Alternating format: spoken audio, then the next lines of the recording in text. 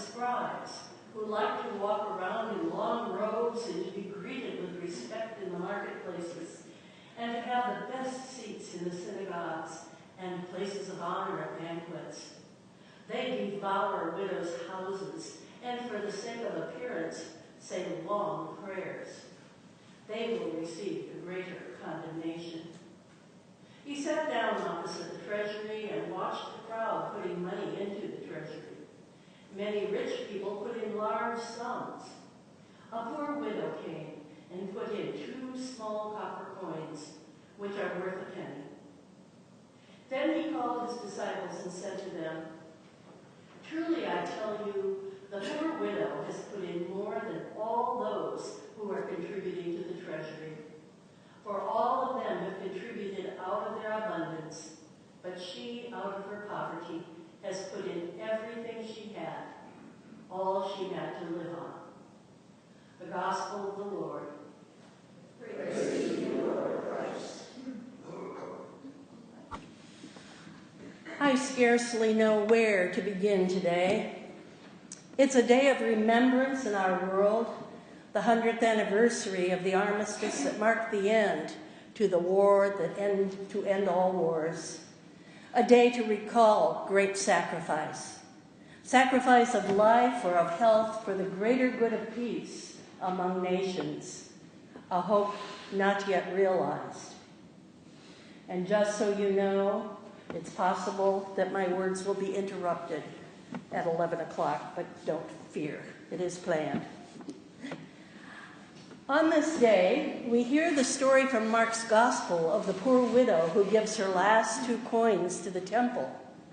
Sacrifice, possibly of her very life. We don't know what became of her after she placed everything she had to live on into the temple treasury. Did she go off somewhere and die of hunger?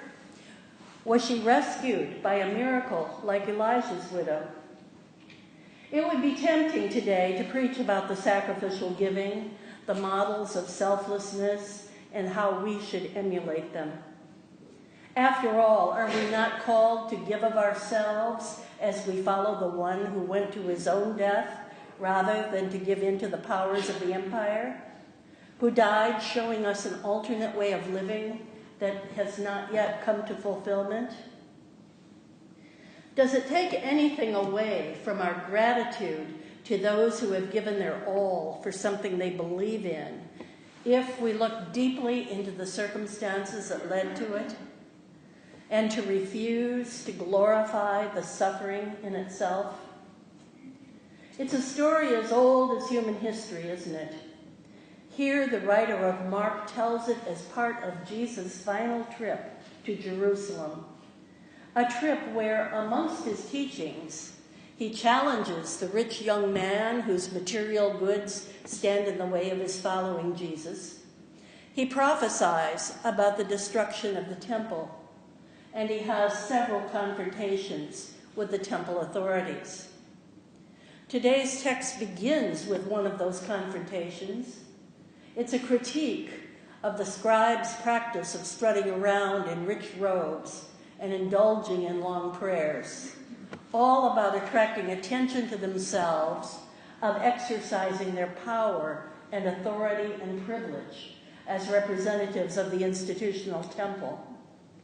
Jesus says that they devour widows' houses, a reference perhaps to how some scribes help manage the estates of the widow's deceased husbands and extract nice commissions for themselves.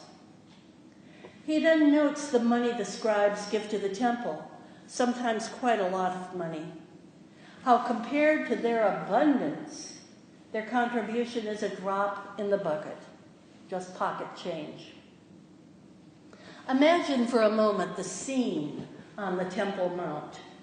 The collection boxes are in the courts of the temple, not inside the sacred space. It's a busy place, bustling with people, animals, vendors, and commerce. It's noisy and public. And the sound of the coins dropping into the collection boxes is loud. The The sound brings yet more attention to those scribes, more recognition for their contributions. And then enters a poor widow. Her 2 coins barely make a sound. She is invisible to all, except to Jesus, who is watching. As a widow in that society, she has no status. She's entirely dependent on others for her very survival. Yet she drops her coins into the collection box.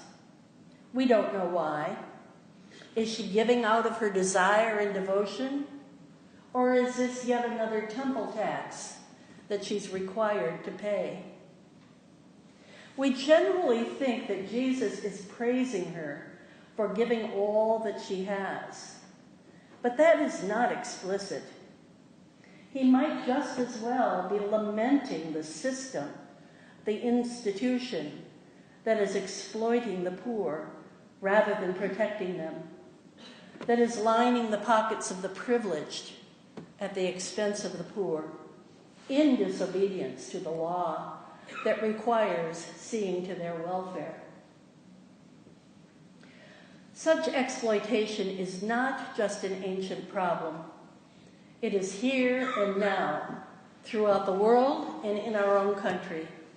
Its victims are those in a caravan fleeing torture and seeking safety for themselves and their families. It is also right here, like this widow, with those who lack the very basics of survival because of repressive laws and practices that add to the abundance of some by making the scarcity of others worse. It is those who abuse their power for their own gain, caring little for those whose suffering they worsen. Religion, I fear, has contributed to this power imbalance. First, in some cases, by considering prosperity and good fortune to be rewards from God.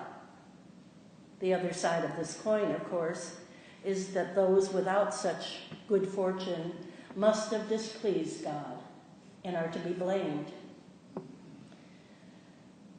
Then it contributes by maintaining a primary focus on Jesus' sacrifice rather than on the example of his teachings, thereby glorifying the suffering. If Jesus could die for you, should you not be able to suffer in the same way? Jesus ministered to people who suffered from scarcity, scarcity of good health, scarcity of community. He did not tell them it was their lot in life or that they would get their reward in heaven.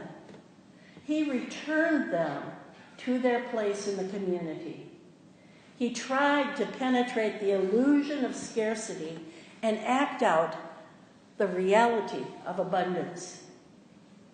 He taught often about the dangers of possessions and money, how these things come to possess and control us, how they squeeze out God and our neighbor.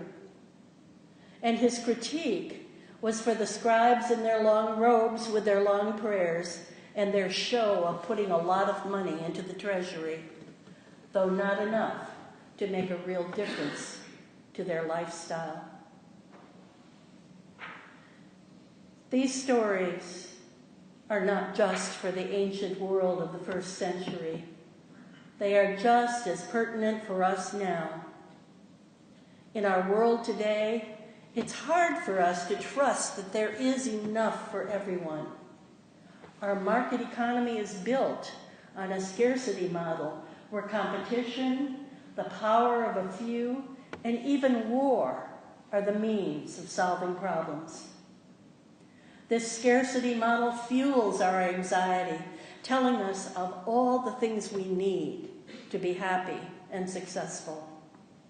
We worry about not having enough goods, enough time, enough money for retirement and medical care and our children's college educations. There are many, many things to worry about. We save, and maybe we hoard, and maybe we are careful about giving anything away. and we forget about those who are in need, or worse yet, we blame them for their situations. War does not solve our problems. We can see that even as we remember the war to end all wars.